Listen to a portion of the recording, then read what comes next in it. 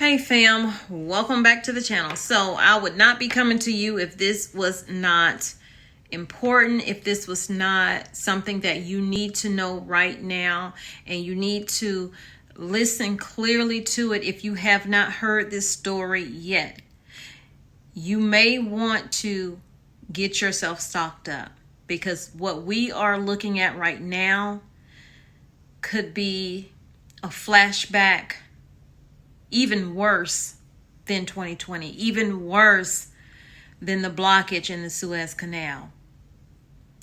Let's talk about it. Weather is affecting a lot of people in different areas, some worse than others. But don't you know that the weather across the country could affect you here in the United States? Panama is experiencing a severe drought. They need water.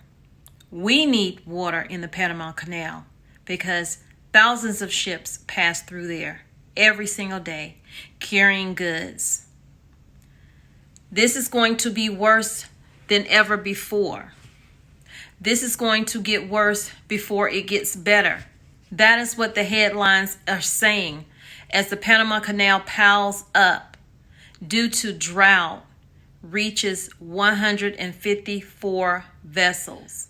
Hit that like button, share this video out, let your family and your friends know they need to get stocked up. This is something that we've all been saying, everybody who does these types of videos.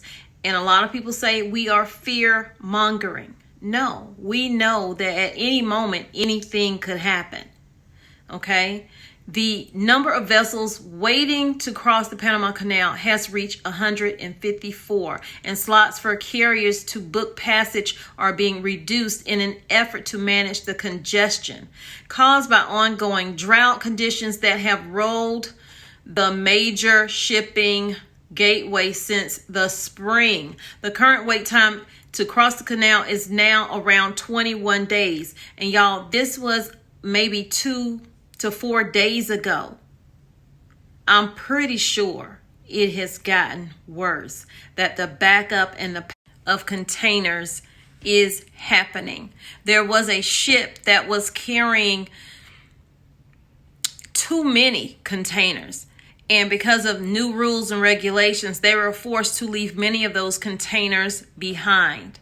We're going to have delay upon delay of items that are to be delivered. For those who may not know, the Panama Canal is a critical trade link for U.S. shippers heading to Gulf and East Coast ports. The U.S. is the largest user of the Panama Canal, with a total U.S. commodity export and import containers representing about 73% of Panama Canal traffic. That is a lot. We depend on other people way more than we need to, and then we get caught up in situations like this. And anytime that a ship is stuck wherever it's stuck at, I remember one was stuck in Chesapeake Bay. I mean, it's just ridiculous. So things can't, things happen. Life happens. Life be lifing, and it's going to affect us all. They are saying that 40% of all U.S. container traffic travels through the canal every year, about 270 billion in cargo. The massive pileup is a result of water conservation measures the Panama Canal Authority deployed in late July due to drought. The PCA has temporarily lowered the availability of booking slots from August 8th through August 21st. for Panamax vessels, which are the largest vessels that can cross the canal. These vessels can carry 4,520-foot equivalent units, TEUs, which are the dimensions of a container. The number of pre-booked slots was reduced to 14 from 23. So before I go on with the story, for those who say I'm not seeing a shortage in my area, please go ahead and stock your homes up with what you need, because that shortage is going to come each and every day that those ships those containers are not being moved. The latest reduction in bookings is on the heels of the PCA reducing the number of vessels allowed to go through the canal in a day. Starting on July 30th, 2023, the daily transit capacity of the Panama Canal was adjusted to an average of 32 vessels per day. Transits were 34 to 36 a day. Even though they have temporary measures in place, backlogs still remain. The PCA told CNBC that the last time a backlog of vessels like the current situation was in 2022, when the world of shipping was impacted by residual delays from the pandemic and the conflict between Ukraine and Russia. And we still having conflict between Ukraine and Russia. So add that into the mix as well, y'all. And you need to be stocking up. I can't say it enough. If I got to say it 50,000 times, I will, because I want everybody to be prepared and not scared when they walk into that store and they see those deliveries have not been made and the shelves are empty. The Evermax was forced to unload 1,400 containers and leave them at a port in order to meet the requirements and gain passage. This was because water level restrictions imposed by the PCA in July also required vessels to be 40% lighter. So that means that 1,400 containers are not going to be delivered. And how many more after that will not be delivered? The head of North America for marine traffic said that this is going to get worse before it gets better. So people, y'all need, not people, fam, please brace for what is happening. Okay, this is not fear mongering. This is what is happening. I can't say that enough. So it says a canal lock uses 50 million gallons of water when a single vessel traverses the canal. Can you read today? Water levels in Guantan Lake, which feeds the canal, are at 4-year low. They need 50 gallons of water just to move a ship through, and they're at a 4-year low.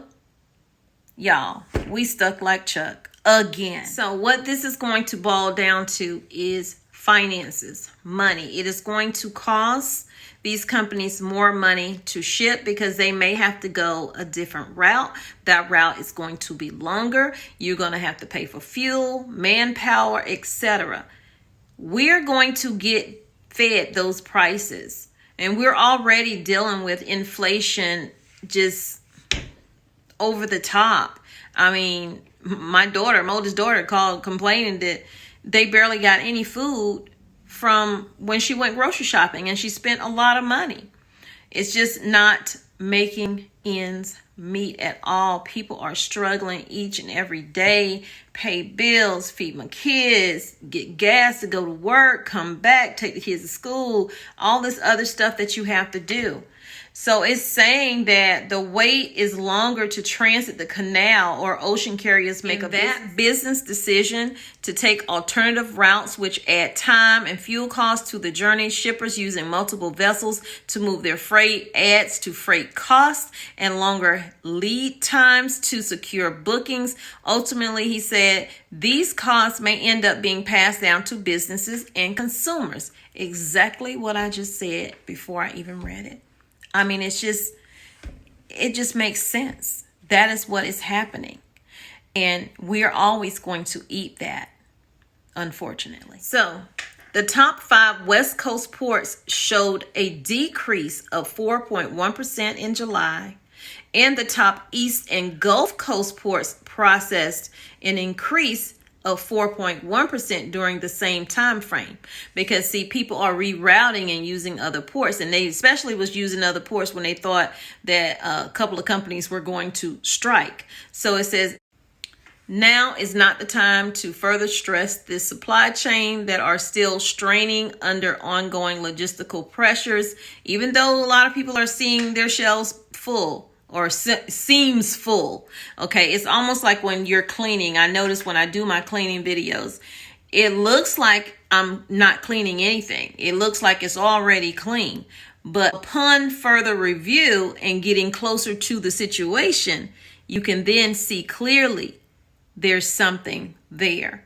So People are hiding the shortages that they are having. These deliveries are not being made like you think they are. And now they're really going to be struggling. They're also saying that surcharges and vessel restrictions will likely mean higher clothing and shoe prices for U.S. consumers this holiday season.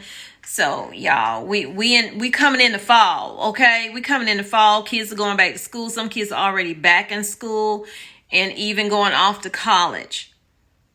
Next thing up is the holidays, and they're already telling us that things are going to cost even more. And those are things that we need, clothes and shoes, you know, the toys and all that stuff. You don't need that stuff, but you need clothes and shoes. The weather is changing. Whew. We need a prayer. Lord Jesus, please be with us as we go through the rest of this year, that we are able to maintain, that we are able to do above and beyond what they saying we can do, because we can do all things through you. And even though they can go other routes, they're saying that with the increasing difficulty of reaching the U.S. East Coast via the Panama Canal, importers may be looking at vessels transiting the Suez Canal. He added that this can be an effective solution for freight originating in the region and some southern China origins. However, for northern China and North Asia, deviation via the Suez Canal can add 7 to 14 days of additional transit time. And that's going to cost them money. And guess what? That's going to cost the stores money. And that's going to cost us money. This is also affecting the energy sector with fuel, you guys. So they don't have a problem with using other routes. They said that they've been using other routes since July, avoiding the Panama Canal to ship LNG because of the wait time.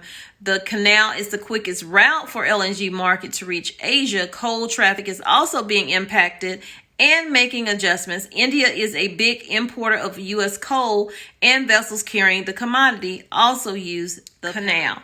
So this is affecting everybody. Check out this clip, y'all. Leave me some messages, comments down below. Let me know what you think. Let me know, are you going to go out? Well, you ain't got to let me know all of that. That's your personal business. But I want you to be prepared. Your family needs you to be prepared. I always say, just flash back 2020, 2021, 2022. We in 2023, we're still dealing with this stuff. We're in the middle of a pandemic that no one wants to say is in the uptick, really. A lot is happening.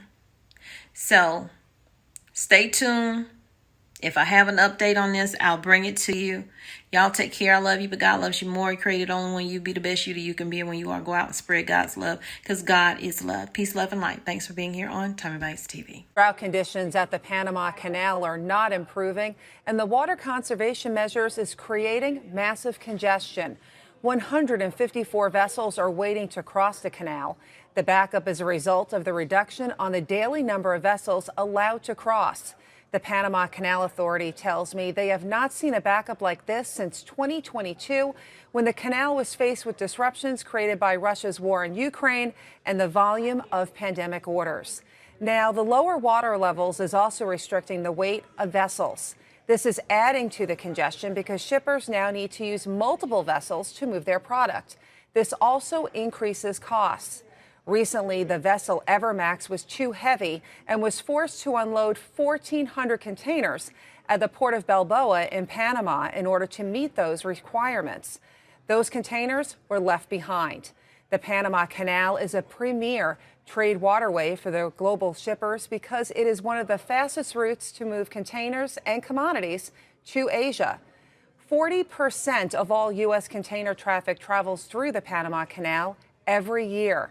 And maritime executives are saying this is going to get worse before it gets better.